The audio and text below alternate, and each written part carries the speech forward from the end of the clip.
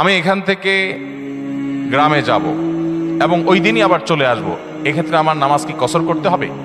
দেখুন, গ্রামে আমরা প্রত্যেকে যার যার বাড়িতে যখন যাব, সেটা আমাদের মূল ঠিকানা, আসল ঠিকানা হলে সেখানে আমি 1 ঘন্টার জন্য যদি যাই, নামাজ আমাকে পুরো পড়তে হবে।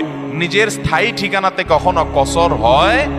পথে কসর হবে। বাড়িতে যখন চলে গেছেন, আপনার বাড়ি কুমিল্লাতে, আপনার বাড়ি চট্টগ্রামে, আপনার বাড়ি বগুড়াতে বা খুলনাতে বা সিলেটে, আপনার বাড়ি যেখানেই হোক না কেন, যখন সফরের দূরত্ব হবে, নিজের স্থায়ী ঠিকানায় 1 ঘন্টার জন্য যদি যান, সেখানে পুরো নামাজ পড়তে হবে, কসর চলবে। কিন্তু কিছু লোক আছে, গ্রামে বাড়ি আছে ঠিক আছে, কিন্তু তাদের গ্রামের বাড়ি এখন আর স্থায়ী ঠিকানা না। ধরুন আপনি ঢাকা শহরে বাড়ি কিনছেন বা ফ্ল্যাট কিনছেন, পাসপোর্টে, এনআইডিতে, সরকারি সব কাগজে পত্রে ঠিকানাতে আপনি স্থায়ী ঠিকানাও এটা, বর্তমান ঠিকানাও এটা।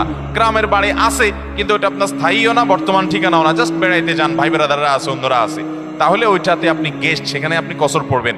এবং এটা আপনার স্থায়ী এবং বর্তমান ঠিকানা হলে, অনেকে আছে বাড়িতে জমি জমা আছে, শুধুমাত্র থাকার ঘর বাড়িও নাই এবং ভাগযোগ হয়ে গেছে, সে শুধু গেস্ট হিসেবে যায়, ভাইদের মেহমান হয়ে যায়, তাহলে সে কসর পড়বে।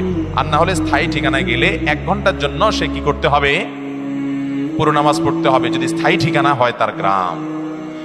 এরপরের প্রশ্ন।